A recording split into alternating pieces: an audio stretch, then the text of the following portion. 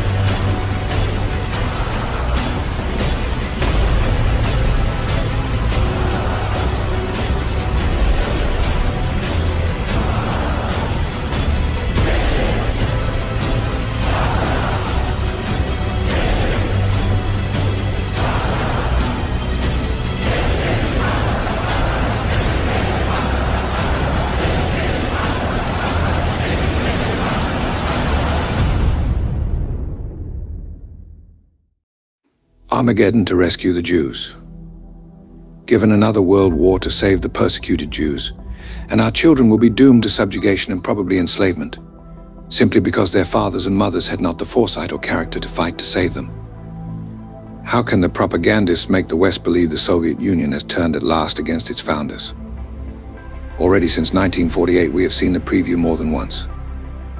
Whenever the public began to talk about the fact that so many communist spies and communist fronters were Jewish, the Soviet government always officially came to the rescue of the Jews in the West by holding a big public trial of some Jewish official or officials.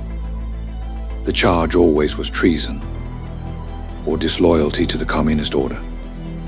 Just right to make the students of history in the West look ridiculous when they tried to warn their neighbors that communism was a Jewish invention.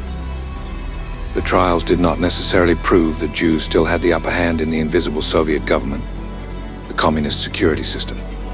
For it may well be that Zionist agents could get the particular Jewish officials to spy for Zionism, then betray them to the communist government, and thus bring about the public trial which our stupid liberal newspaper correspondents and the Zionist press and infiltrators into the wire services almost always represented to the American public as anti-Semitic.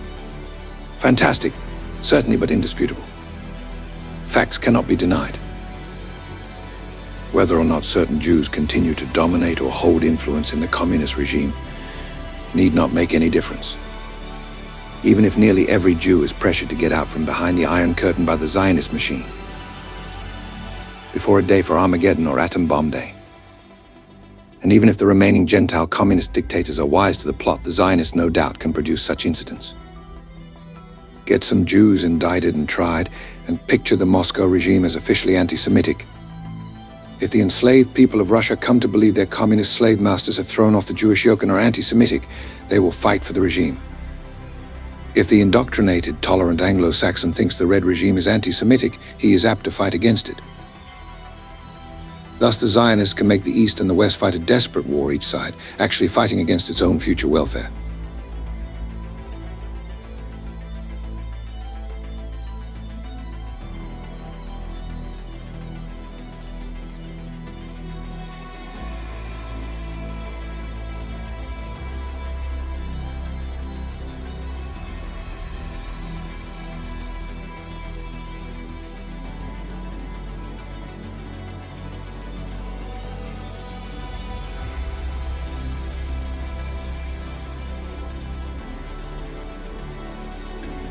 Just a few favors from the DA's office.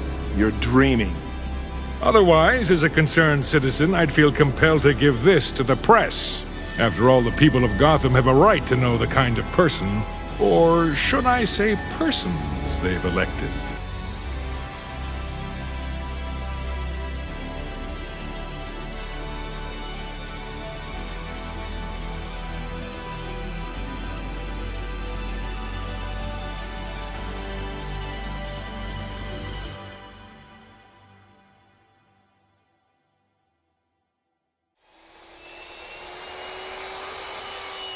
There are two Armageddon lobbies in the world.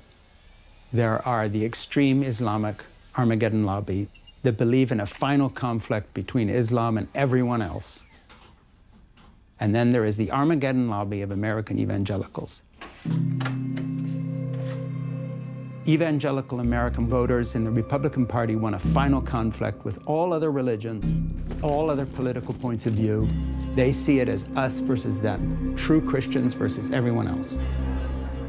Nation shall rise up against nation, and as we see these things increase in intensity and frequency, we can know that the Lord is going to return. We don't want peace, we being evangelicals, we want Armageddon. Bring it on. Their view of Zionism is not going to either help Israel or any individual Jew. Their view of Zionism is apocalyptic. So when Israel is finally attacked by, say, a nuclear-armed Iran, that suits the Christians fine. It's exactly what they're prophesying. Then we'll have a big last battle, Jesus comes back, and we're all going to heaven. Are you listening, Iran? Are you listening, Russia? God's going to wipe you out. The scary thing is we are armed with the largest and most powerful military on earth and thousands of nuclear weapons. And so when you put Armageddon lobby together with American power, it's a different deal.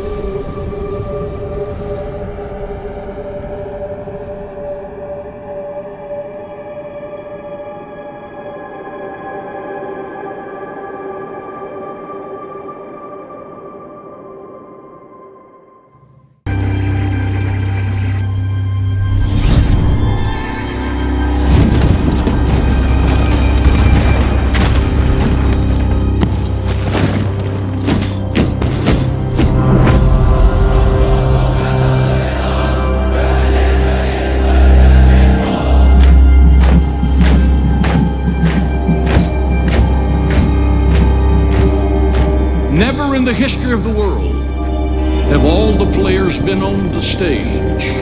Iran, Russia, China, Europe, America. Everything is absolutely perfect. The final battle for global supremacy will be the mother of all wars at Armageddon.